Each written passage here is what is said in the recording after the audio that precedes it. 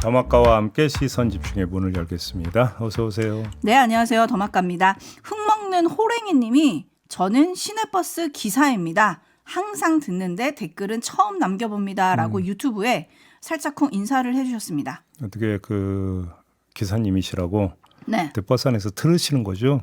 그러시지 않을까요? 네, 이건 거의 강요성 지금 멘트인 것 같은데 항상 듣는다고 하셔가지고. 들고 계시리라고 믿겠습니다. 안전운전하시기 바라고요. 네, 감사합니다. 어디 버스인지 좀 궁금한데 이따가 운행 쉬실 때 잠깐 알려주시면 좋을 것 같고요. 네. 아이비님이 오늘 비가 종일 온다고 하죠. 빗길 안전운전 하시고 우리 촌철님들 감기 조심하세요. 저는 일어나야 하는데 이불 속에서 나가기가 싫습니다. 저도 그렇습니다. 아이고 그 힘듦을 이기고 오시느라고 고생하셨네요, 제이비. 아, 힘듭니다. 아침에 일어나기가. 아니 뭐 저도 마찬가지인데요. 네. 오늘 이 비가 그치고 나면 이제 날씨가 추워진다고 하고 서울에는 첫눈이 올 수도 있다 이런 소식도 오고 있는데 정말 감기 조심하셔야 될 때인 것 같습니다. 근데 올 겨울 엄청 추울 거라고 그랬는데 또 아니라는 또 얘기가 또 최근에 나오대요. 이제 초입이잖아요. 어떻게 될지 몰라요. 어느 장단에 춤을 춰야 되는 건지. 네. 아무튼 안 추웠으면 좋겠습니다. 아, 뭐 날씨도 소식이 궁금하시면 그날 시선 집중 들으시면 됩니다. 아, 예. 예. 제이비타임즈 오늘 주목할 뉴스들 본격적으로 챙겨드릴 텐데요. 첫 번째 뉴스 오디오로 먼저 만나보시죠. 네, 법원은 이재명 더불어민주당 대표의 위증교사 혐의에 대해 무죄를 선고했습니다. 위증을 하도록 할 고의가 없었다는 건데요. 이 대표는 지난 2018년 경기도지사 선거후보 토론회 도중 앞서 2004년 벌금형을 확정받았던 검사 사칭 사건 당시 누명을 썼다고 말해 허위사실 공표 혐의로 기소됐습니다. 이 재판에선 무죄를 확정받았는데요. 검찰은 이 선거법 재판 과정에서 이 대표가 전 성남시장 수행비서 김모 씨에게 자신한테 유리한 거짓 증언을 여러 차례 요구했다며 위증교사 혐의로 지난해 10월 재판에 넘겼습니다. 이번 사건에선 고의성 유무가 쟁점이 됐습니다.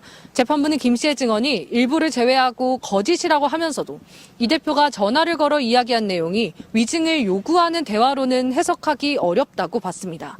특히 김 씨가 명백하게 부정하지 않는 부분에 대해서만 이 대표가 증언을 요청해서 방어권 행사의 범위 아니라고 판단했습니다. 네, 짚을점은요? 자, 이 판결이 나오고 나서 모두가 입을 모으고 있습니다. 이재명 대표가 한 곱이 넘겼다. 그리고 한숨 돌렸다. 이렇게 진단을 하고 있지 않습니까? 선거법 유죄 판결에 이어서 이번 판결마저 유죄로 나왔다면 이재명 대표의 정치적 운명이 경랑 속으로 빠져들었을 텐데 무죄가 나옴으로써 한숨 돌리게 됐다. 이런 진단인데요.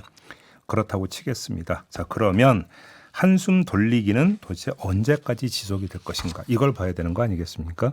언제까지 지속될까? 이거는 선거법 유죄 판결이 나왔을 때 이 자리에서 이미 말씀을 드린 바가 있습니다. 1심 판결보다 더 중요한 건 2심 판결이다. 그게 어느 시점에 어떤 내용으로가 나오는지가 결국은 이재명 대표의 정치적 운명을 가를 거다. 이런 말씀을 이미 드린 바가 있었습니다. 오늘은 여기서 조금만 더 나가보도록 하겠습니다. 네, 어디로 어떻게 나갑니까? 자, 이전부터 말씀을 드리겠는데요. 사법 리스크가 이재명 대표에게 있는 것만은 아니다. 이 점을 먼저 강조하겠습니다. 여권에도 큰 사법 리스크가 있다. 그게 뭐냐? 바로 박정훈 대령 항명 사건 재판 결과라는 겁니다. 그 1심 판결이 내년 1월 9일에 나오게 예정돼 있습니다. 이 판결과 이재명 대표의 2심 판결이 시기적으로 맞물리면 어떻게 될까? 저는 궁금한 게 이거였습니다. 이재명 대표의 2심이 조희대 대법원장 주문대로 3개월 내에 내려진다면 그 시점은 2월이 될 것이기 때문에 드리는 말씀입니다. 뭐 3개월이 지켜질지는 잘 모르겠습니다만 아무튼 자, 한번 가정을 해보죠. 박정훈 대령이 무죄 판결을 받는다면 여권은 어떤 상태에 빠져들겠습니까? 아노미 상태에 빠져들 거라는 겁니다. 왜? 이 박정훈 대령의 무죄 판결은 곧 그 화살표가 그 다음에 어디를 향하냐면 윤석열 대통령 쪽으로 향하게 되어 있기 때문에 그렇습니다. 그런 점에서 상당히 어떤 타격이 클 수가 있는 건데요. 또 이재명 대표가 2심에서도 당선 무효형을 받는다면 어떻게 되겠습니까? 사법 리스크는 최고 정점을 찍게 되겠죠. 아무튼 이를 비롯한 여러 시나리오가 나올 수 있습니다. 어느 것은 또 유죄, 어느 것은 무죄 뭐 이런 식으로 엇갈릴 수도 있는 거고요. 근데 아무튼 이 두 개의 판결이 물고 물리면서 여권과 야권의 내부 역학 구도를 1차 조정하게 될 거라는 겁니다. 하지만 이건 말 그대로 1차 조정입니다.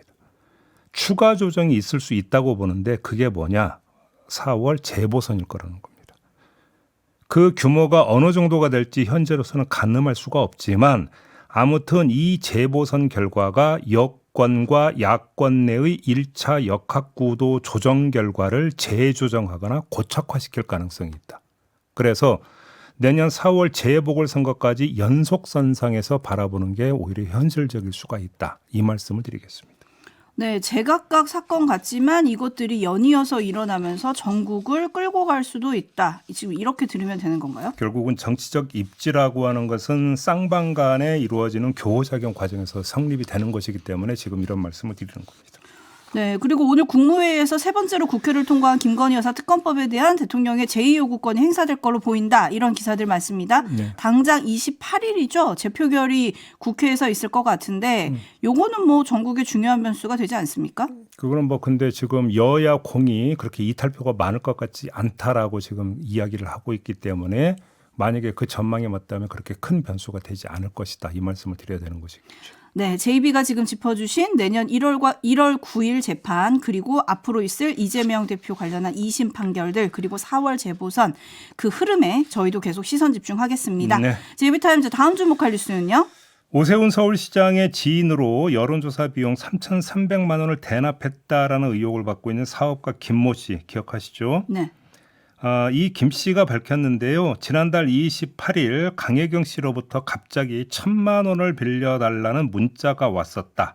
강 씨에게 전화를 걸어 내가 돈도 없고 오해를 살 수 있어서 빌려줄 수 없다고 답했다. 이렇게 밝혔고요. 하나 더. 한창 국감에 출석해 증언하던 강 씨가 돈을 빌려달라고 연락 온 게 협박처럼 느껴지기도 했다. 그러니까 전화 왔다는 게 지난달 28일이고 강혜경 씨가 국정감사에 출석한 건 21일이었습니다. 일주일 전 얘기가 된다 이런 건데요. 자, 이걸 어떻게 봐야 될 것인가? 이 문제를 짚어봐야 될 것 같은데 자, 강혜경 씨는 이 사실은 일단 인정을 했습니다. 김 씨에 대해서 지난 2021년 말부터 같이 여론조사 관련 사업을 하자고 제안을 받았었고 자주 통화도 하는 등 친분이 있고 서로 믿는 사이다.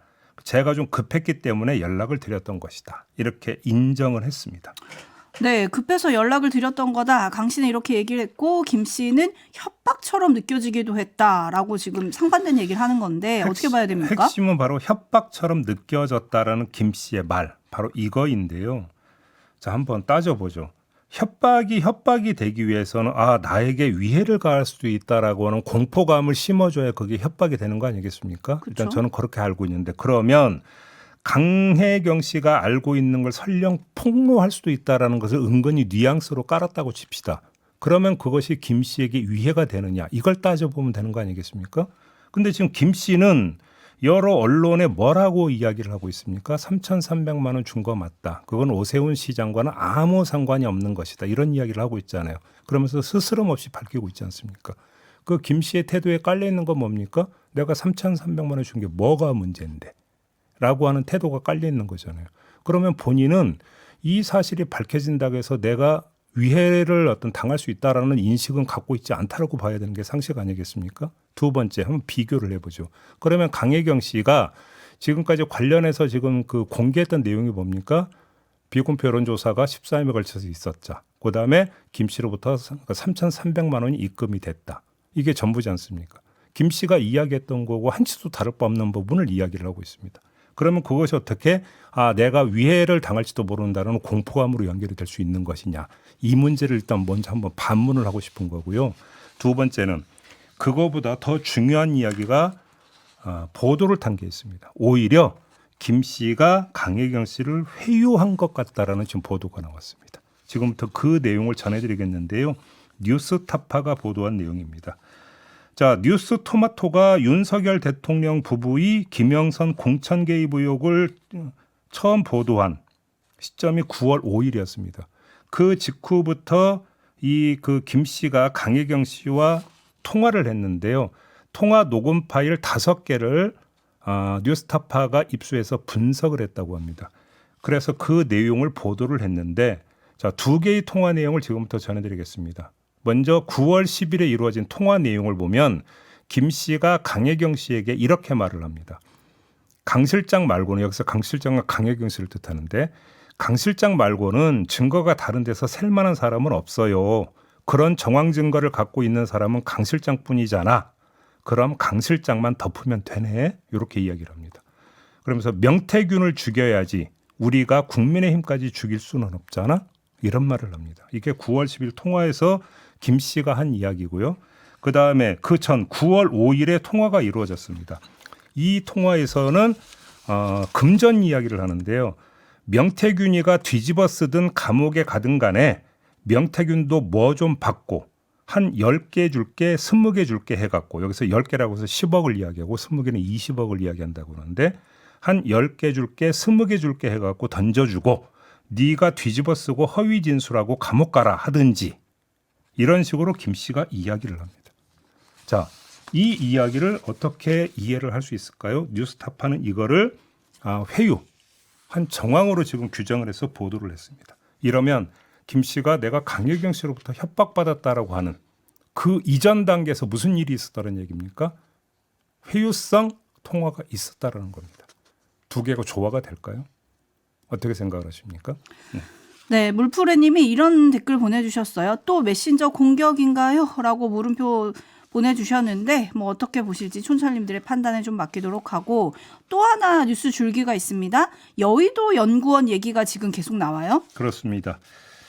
이것도 역시 뉴스타파가 보도한 내용인데요. 어떤 내용이냐면 여의도 연구원이 미래한국연구소와 2021년 4월에 서울 및 부산시장 보궐선거 사전투표율 조사라는 용역계약을 맺었고 5월에는 문재인 정권의 총리와 장관 인식조사라는 용역계약을 맺었다는 겁니다.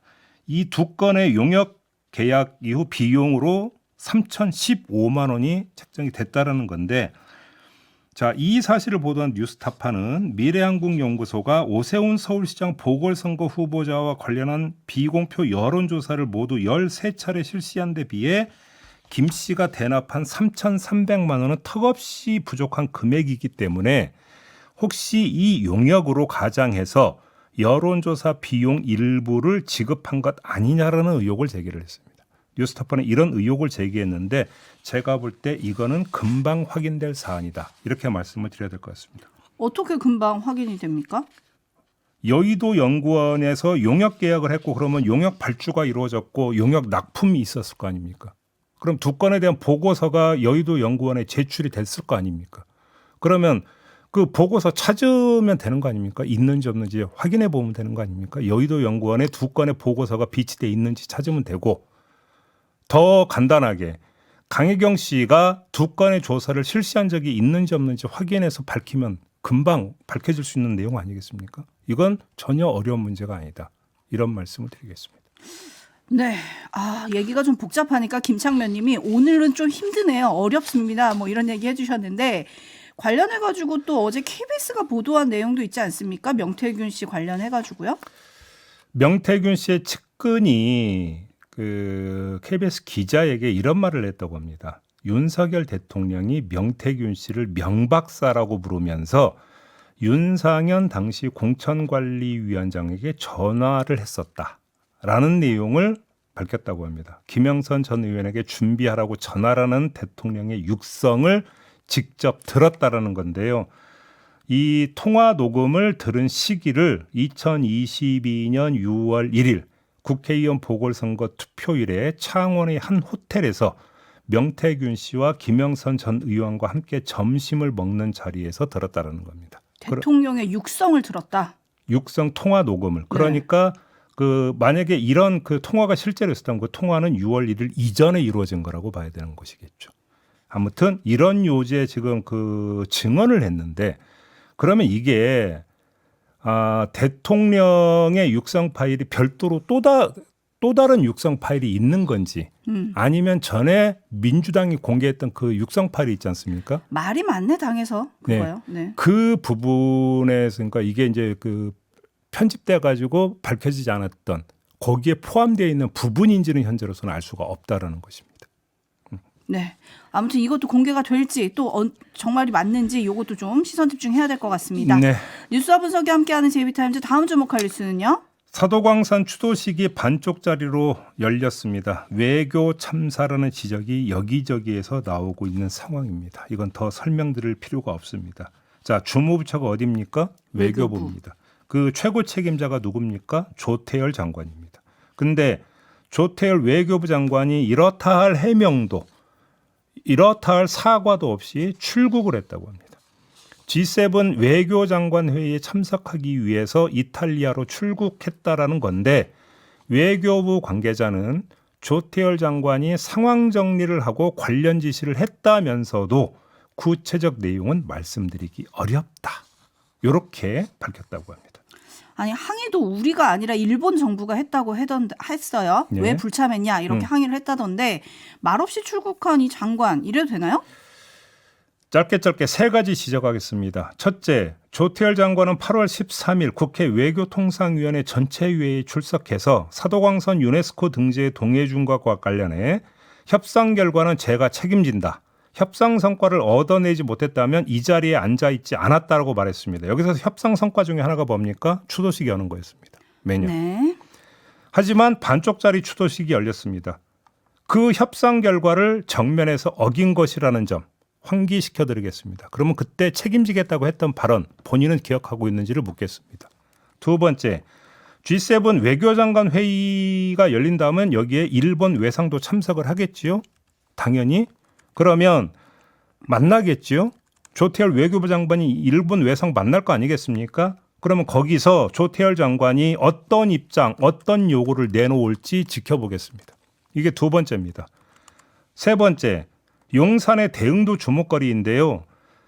사태의 책임, 수습의 책임, 이건 전적으로 외교부에 있다면서 용산은 뒷짐지는 것입니까? 아니면 포괄적 입장을 내놓을 겁니까? 이것도 주목하겠는데 지금 혹시 나왔다는 어떤 뉴스 보셨습니까? 그래서 드리는 말씀입니다. 이거는 전적으로 외교부의 문제입니까? 아니면 용산도 입장을 표명해야 되는 문제일까요? 물어보겠습니다. 네, 아름다운 독도님이 외교부 외면하는 부서인가요? 라고 물음표 보내주셨는데 네. 뭐 물론 기사 한 단락에 이런 문구가 있긴 있었습니다. 조태열 외교부 장관이 그 G7 외교장관 회의가 열리는 이탈리아 현지에서 일본 외상과 회담을 갖고 우리 정부의 유감 혹은 항의의 뜻을 전달하는 방안도 검토되는 것으로 알려졌다. 당연히 해야 되는 것이죠. 근데 그거는 늦은 거 아닌가요? 일본을 상대로 하는 거고요. 제가 지금 말씀드린 해명도 없었고 사과도 없었다는 것은 우리 국민을 향한 겁니다. 그렇죠. 그것도 필요하죠. 그거는 궤도가 다른 이야기입니다. 그거는 그러면 당연히 출국 전에 했었어야 되는 거 아닙니까? 네. 그죠? 네. 그다음에 또 하나 지금 뭐 더마카가 말씀하신 거 드리는 건데요. 외교부 장관이 상대국 장관을 만나서 항의하는 것도 중요하지만 외교부 공식 성명이 나와야 되는 거 아닙니까? 공식 입장이 먼저 그렇게 발표가 돼야 되는 거 아닐까요? 이 점도 함께 지적을 하도록 하겠습니다. 네, 일본은 공식적으로 항의하는데 우리는 왜 못합니까? 그러니까 말이에요. 이런 걸 두고 뭐라고 합니까?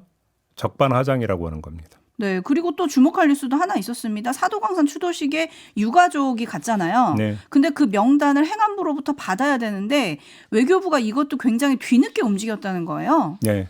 이 문제도 조금 짚을 필요는 있습니다. 준비를 정말 철저하게 잘한 상태에서 날짜를 확정했는가? 자, 외교부는 입을 닫고 있기 때문에 이러면 어디가 나서야 됩니까? 국회가 나서야 되는 거 아닙니까? 외통이 열어야 되는 거 아닌가요? 이전까지 말씀을 드리면서 마무리하겠습니다. 더마카 수고하셨습니다. 고맙습니다.